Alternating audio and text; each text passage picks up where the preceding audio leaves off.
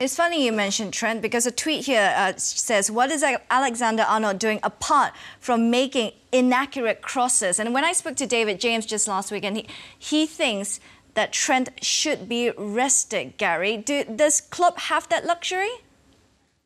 Well, not particularly when you consider the quality that Trent Alexander-Arnold has. Does he need resting? I think all players need to be used with a certain amount of common sense. You know, you can't flog them to death. But I also think Liverpool have been desperately unlucky this season. Yes, of course, the injury to Van Dijk and Gomez at the back, and Matip's been struggling. Okay, he was back again tonight, and I thought he did well. But, you know, apart from that front three for Liverpool, who've scored the majority of goals for them, the next highest goal scorer is Jota, who came in and did great, having signed from Wolves. And he's got himself injured as well. So, you know, Jurgen Klopp hasn't even got Jota available to bring in there to maybe give them some more goal power. Having said that, I don't think anyone at Liverpool, and nobody should be feeling sorry for themselves. You have to get on with it. You have to keep working hard, and you have to play through it. You know, the truth is tonight, Alexander-Arnold, if you analyse it, he put in a number of deliveries that on another occasion, a Liverpool striker will convert.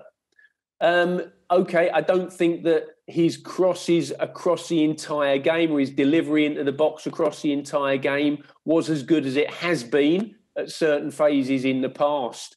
But certainly the opportunities were there. For me, the one reason that Liverpool lost the game tonight was that they didn't put the ball in the back of the net from good opportunities. It sounds an obvious statement, they didn't score goals, but the chances were there.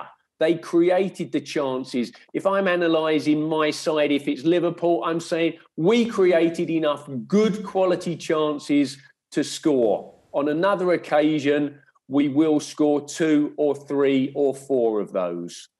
Well, we all know how important fullback is to the way Liverpool plays. Dom, do you think that they would be looking at perhaps not a regret, but they should have gotten reinforcement in those areas, not just to provide that competition, but also the fact in these instances, because they're next in line for those positions, are just far below par? I wouldn't say below par, but, you know, Niko Williams has come in and played all right when he's come into the team at right back.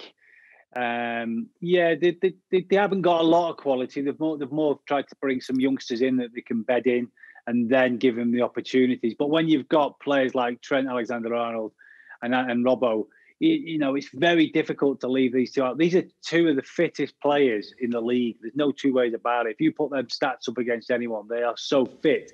But the one thing I generally believe that both of them need to do better, and more so Trent, and it's not me having a dig at Trent all the time here, is just that on his defensive duties, you know, Jamie Carragher's pulled it up a few times when he's talked, is that sometimes he's getting forward just a little bit too soon. Sometimes you just got to take a few steps back and be in a better defensive position. There's a few times when Burnley got in, it's because Trent's out of position. And if you're out of position, you know, even against the Burnleys, you know, they'll punish it. In the Premier League, you get punished. So that's the one thing I think we need to get a bit better is defensively. When Trent's in them areas, he doesn't get a lot of support because he's so forward thinking. Sometimes when I played as a fullback at times, I always thought defend first and get forward when you can. That's the kind of maybe the way me and Gary were brought up to play. When you get the opportunity to bomb forward, you do it. If not, stay at home, keep things tight. And maybe at times, I think there's a place for that for Liverpool because we've got so much quality in the attacking areas.